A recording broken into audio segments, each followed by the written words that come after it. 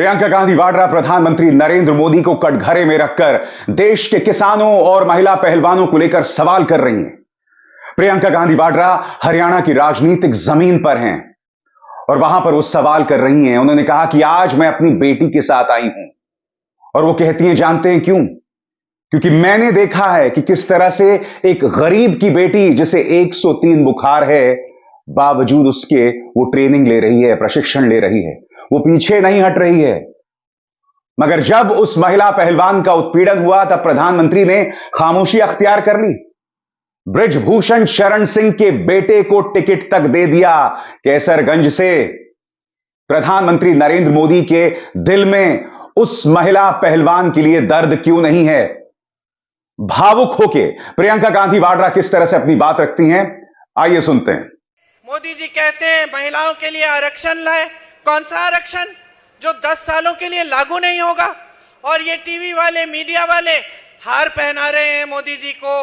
मोदी जी बड़े बड़े मंचों पर महिलाओं के साथ कि भैया हम आरक्षण लाए, और जब हमारी पहलवान बहनों के साथ दुष्कर्म होता है, गलत काम होते हैं, तो मोदी जी कहां छुप जाते हैं?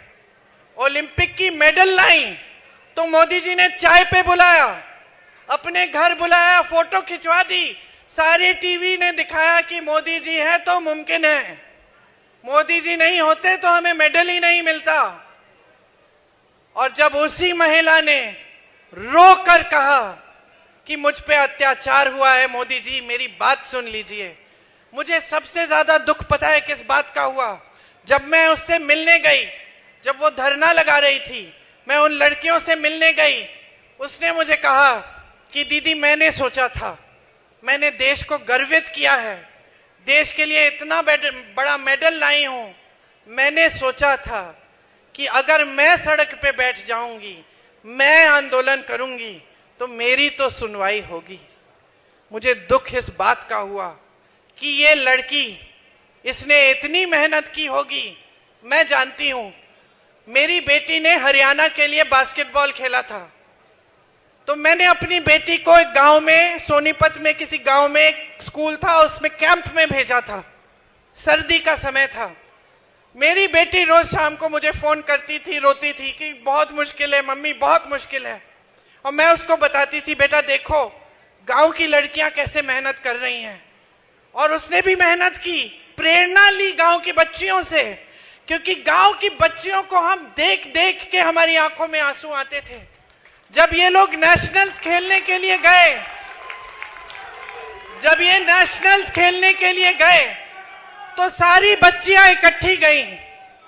मेरी बेटी भी थी उसमें शामिल, मैं भी गई थी, और साथ में जो जितनी भी गांव की बच्चियां थी, जो सुबह 3-3, 4-4 बजे उठ के मेहनत करती थी, पसीना बहाती थी।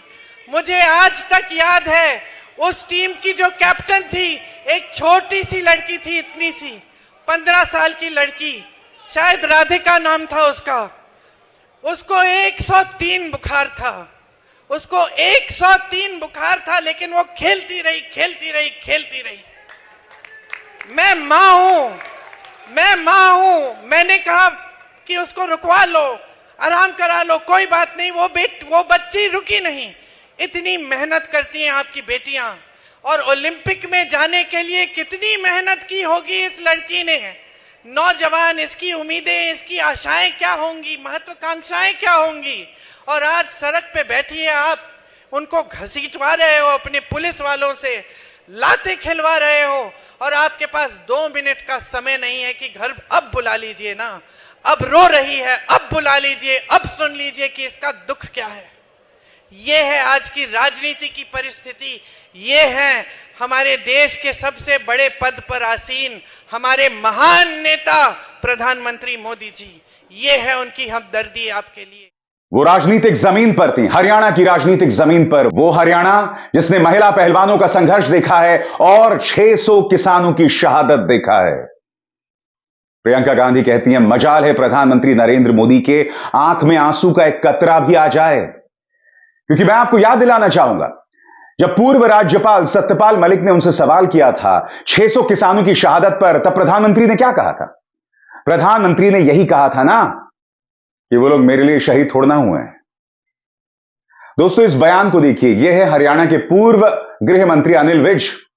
वो मान रहे हैं कि जब किसान पर गोली चली थी तब मैं गृह मंत्री था और मैं इसके लिए जिम्मेदार हूं। आपका पूर्व गृह मंत्री वोटों के लिए आज किसानों से माफी मांग रहा है। प्रधानमंत्री, आप चुप क्यों हैं? यही सवाल प्रियंका गांधी कर रही कि 600 किसानों की शहादत पर खामोशी क्यों? सुनिए वो क्या कह रही हैं। आपने आंदोलन किया, क्यों किया? क्योंकि वो 3 ऐसे कानून लाए थे जिससे आपके की कमर टूट जाती, जिससे आपकी कमाई खत्म हो जाती, इस देश का किसान झुक जाता। इसीलिए आपने आंदोलन किया। लाखों की तादाद में आप दिल्ली तक आए। महीनों के लिए आप दिल्ली के बॉर्डर पे आप बैठे रहे। इस देश के हर देशवासी ने आपको देखा।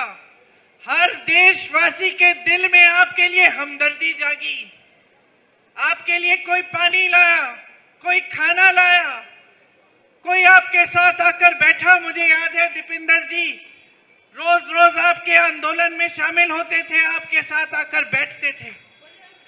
लेकिन भाजपा का एक एक नेता, भाजपा के प्रधानमंत्री जो इस देश के सबसे बड़े पद पर आसीन हैं, उन्होंने आपकी सुनवाई तक नहीं की। आपकी बिजली बंद की, आपका पानी बंद किया, आपको देशद्रोही का दर्जा दिया।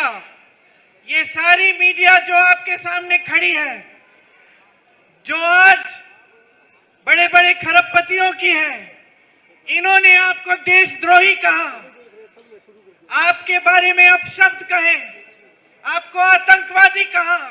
आप में से 600 भाई शहीद हुए। मोदी जी ने अपने पलक नहीं झपकाई। प्रियंका पूछती हैं कि किसानों के लिए आपके पास पैसे नहीं हैं, मगर जो देश के धन्ना सेठ हैं, जो खरबपति हैं, उनके तमाम कर्जे माफ हो जाते हैं। वो कहती हैं जब इंडिया गठबंधन की सरकार आएगी तो ये सब कुछ बदलेगा। ये जो इम्बैलेंस दिखाई देता है, ये सब कुछ बदलेगा। किसानों की उसी आवाज पर सवाल करती हैं प्रियंका गांधी वाड्रा। आज देश का किसान कर्ज क्यों लेता है भाइयों और बहनों? अपने बिजनेस को बढ़ाने के लिए कर्ज नहीं लेता कि उसके पास लाखों हजारों रुपए पहले से हैं, चलो और थोड़े से बना दिए। आज देश का किसान कर्ज लेता है अगर उसकी बेटी की शादी होती है। किसान कर्ज तब लेता है जब खेतों पे नुकसान हो गया, भुगतान नहीं मिल रहा, फिर से उपज उगानी है, अपने बच्चों के पेट में खाना डालना है। किसान तब कर्ज लेता है जब अपने नौजवान बच्चों को शिक्षित करना है, ट्यूशन की फीस भरनी है और पैसे नहीं है क्योंकि कमाई नहीं है। और इन लोगों के पास, इस देश के किसान के लिए 1 रुपया नहीं है। जब हम कर्ज माफी की बात करते हैं, कहते हैं अर्थव्यवस्था में पैसे नहीं है, तो ये 16 लाख करोड़ रुपए इन्होंने बड़े खरबपतियों के कैसे माफ किए? अगर आपके लिए 1 रुपया नहीं है। उत्तर प्रदेश में, हरियाणा में जगह जगह ऐसे किसान हैं जिन्होंने 1 लाख रुपए कर्ज लिया, वापस नहीं कर पाए और आत्महत्या कर ली। 50,000 रुपए के लिए आत्महत्या कर रहे हैं देश के किसान। और मोदी जी के पास ना उनके लिए समय है, ना उनके लिए 1 पैसा उनके कर्ज को माफ करने के लिए। ये परिस्थितियां बनी हैं। आज परिस्थितियां इनकी नीतियों द्वारा ऐसी बन गई हैं कि किसान खेती के हर सामान पर जीएसटी डाल रखा है, हर सामान को महंगा कर रखा है। न्यूनतम समर्थन मूल्य, इसकी बात होती है सिर्फ, आपको कभी नहीं मिलती। आपके सामने आते हैं, बड़ी बड़ी चर्चाएं करते हैं, लेकिन आज तक आपको न्यूनतम समर्थन मूल्य नहीं मिलता। आप कर्ज उठाते हैं, कर्ज माफ नहीं होता। आपको खाद नहीं मिलती, सरकारी वितरण केंद्र तमाम बंद पड़े हैं देश भर में। आपको प्राइवेट में लंबी लंबी कतारों में खड़ा होना पड़ता है, फिर भी नहीं मिलता। तो परिस्थितियां क्या हैं? आप खेती से कमा ही नहीं पा रहे हैं। आपको अगले दिन के लिए क्या इंतजाम करना है, कैसे करना है, यही पता नहीं है। किस तरह से आप जी रहे हैं, किस तरह से आप आगे बढ़ रहे हैं, कोई आपको पूछता तक नहीं है। वो कहती हैं, ये कौन लोग हैं जो देश की आत्मा को नहीं समझ पाए? ये कौन लोग हैं जो देश की आत्मा, देश के अन्नदाता पर लाठियां बरसा रहे थे, आंसू गैस के गोले छोड़ रहे थे? और जैसा कि अनिल विज ने इस बात को कबूला कि जो गोली चलाई गई थी किसान पर, उसके लिए भी वो जिम्मेदार हैं। प्रियंका सवाल पूछ रही हैं कि आप देश की आत्मा को आखिर क्यों नहीं समझ पाए मोदी जी? सुनिए। जिस तरह से आपको दिल्ली के अंदर इन्होंने जाने नहीं दिया, आपको बाहर रखा, आप पे लाठियां बरसाई, आपके ऊपर टीयर गैस डाला, आप पे पानी फेंकवाया, आपकी बिजली बंद कराई, जिस तरह से इन्होंने आपके साथ बर्ताव किया है, इसको भूलिए मत, भूलिए मत। 10 सालों से आप देख रहे हैं बड़ी बड़ी बातें मंच पे, देशभक्ति की बातें। मैं पूछना चाहती हूं, कौन है वो देशभक्त जो इस देश को, इसकी आत्मा को नहीं समझ पाया, जो इस देश के किसान का आदर नहीं कर पाया? कौन है वो देशभक्त? नरेंद्र मोदी जी हैं? मुझे तो नहीं लगता। जिसने इस देश के किसानों को देशद्रोही कहा, इस देश के शहीदों को देशद्रोही कहा, मुझे तो नहीं लगता। याद करिए वो दिन, याद करिए वो दिन जब आप पर लाठियां बरसाई। अपनी सच्चाई को ठीक तरह से समझिए। आप जो टीवी पे देख रहे हैं कि देश की बड़ी तरक्की हो रही है, ये तरक्की आपके जीवन में नहीं दिख रही है। आज आप इतनी कठिनाइयों का सामना कर रहे हैं क्योंकि इस सरकार ने आपके लिए नीतियां नहीं बनाई। इस सरकार ने सिर्फ अपने बड़े बड़े खरबपतियों के लिए अपनी नीतियां बनाई हैं। ये सच्चाई है इस देश की। आज सच्चाई है इस देश के किसान का खून पसीना जो इस धरती में रोज गिर रहा है, लेकिन इसकी कोई सुनवाई नहीं है। सच्चाई मजदूर की है जो भटक रहा है रोज रोज दिहाड़ी ढूंढने के लिए, दिहाड़ी मिलती नहीं है, काम मिलता नहीं है। सच्चाई है इस देश के नौजवान की जिसके लिए अग्निवीर जैसी योजना ले आए, जिसको बेरोजगार रखने की साजिश है। क्योंकि अगर रोजगार मिल जाएगा, अपने पैरों पे खड़ा हो जाएगा, शिक्षित हो जाएगा, तो फिर इनकी राजनीति को नकार देगा, क्योंकि इनकी राजनीति सिर्फ और सिर्फ बहकाने वाली राजनीति है। इनकी राजनीति सिर्फ और सिर्फ सत्ता लेने की, हर कीमत पे सत्ता लेने की राजनीति है। वो कहती है इस देश का किसान एक आम किसान नहीं है। ये वो किसान है जिसने देश की आजादी में भी अपनी भूमिका निभाई। वो अपने खेतों में हल से फसल जोत रहा था, मगर साथ ही सड़क पर उतर के गांव कूचों कस्बों में घूम घूम कर स्वतंत्रता के लिए आंदोलन कर रहा था। तुम इस किसान का अपमान कर रहे हो, सवाल पूछती हैं प्रियंका गांधी वाड्रा। सुनिए। ये देश किसानों का देश है। इस देश की आत्मा इस देश का किसान है। आजादी की लड़ाई से, बल्कि उससे पहले से, आजादी की लड़ाई से भी सैकड़ों वर्ष पहले से इस देश का किसान इस देश के लिए, आजादी के लिए लड़ा है, अपना खून दिया है, अपना पसीना दिया है। इस देश को अगर कोई समझना चाहता है तो इस देश के किसान को समझे। आप जब खेती करते हैं, जब अपनी उपज को आप उगाते हैं, जब अपनी खेती को आप खुशहाल बनाते हैं, तो सिर्फ अपने बच्चों के पेट भरने के लिए ये काम नहीं करते। आप इस पूरे देश के अन्नदाता हैं। आप देश की नई पीढ़ी को बनाते हैं। इस पूरे देश को आप खिलाते हैं। आप इस देश की रीढ़ की हड्डी हो, इस देश की आत्मा हो। हरित क्रांति जब इंदिरा जी लाई तो वो इस बात को समझ के लाई। इस देश की आत्मनिर्भरता का श्रेय इंदिरा जी के साथ इस देश के एक एक किसान को मिलता है, जिसने इस देश को आत्मनिर्भर बनाया अपनी मेहनत से, अपने खून पसीने से। लेकिन अफसोस की बात यह है बहनों और भाइयों कि आज जो हमारे प्रधानमंत्री हैं, जो सरकार आज देश में चल रही है, 10 सालों से केंद्र में बैठी है, वो इस सीधी सी साधारण बात को समझ नहीं पाए। वो इस देश के किसान का महत्व समझ नहीं पाए, इस देश के किसान का आदर कर नहीं पाए, आपके प्रति श्रद्धा से वो देख नहीं पाए। और प्रियंका गांधी वाड्रा वो सवाल भी पूछ रही हैं जिससे भाजपा को सबसे ज्यादा तकलीफ है, और वो है संविधान पर वार। हालांकि मैं आपको एक बात बता दूं, चुनाव आयोग ने कहा है कि जो कांग्रेस या विपक्ष बार बार संविधान वाली बात कह रहा है वो कहना बंद करे। जबकि आप जानते हैं दोस्तों, भाजपा के कई बड़े नेता ये कह रहे हैं कि अगर हमें 400 सीटें मिल गई तो हम संविधान बदल देंगे।